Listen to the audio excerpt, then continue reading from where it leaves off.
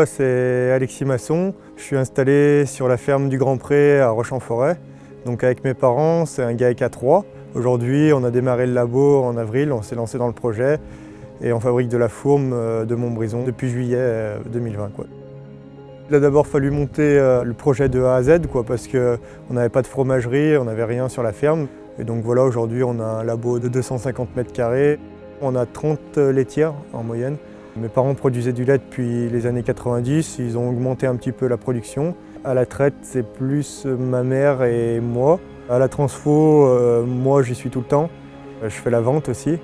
Et le jour où je fabrique, j'ai besoin de quelqu'un en plus, donc c'est ou mon père ou ma mère qui viennent m'aider. Mon père fait plus les récoltes, les travaux dans les champs et nourrir les bêtes. Actuellement, je fabrique 2 fois par semaine.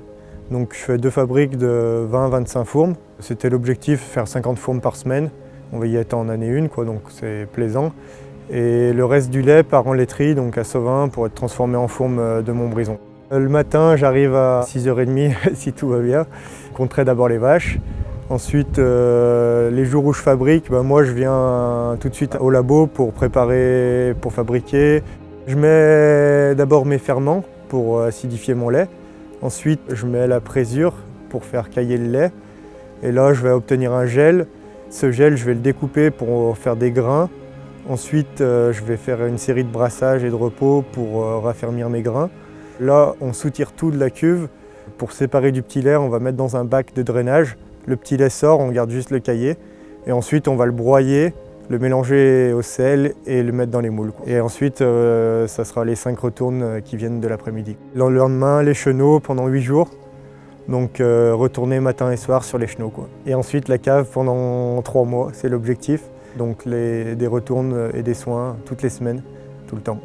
Du coup, je voulais une cave en briques dans le labo. Donc on l'a bâtie nous-mêmes et elle est intégrée au labo pour qu'on puisse gagner du temps. L'intérêt de la brique, il est énorme parce qu'elle pompe l'humidité et elle restitue, donc ce qui fait que mon hygrométrie ne varie pas trop dans la cave.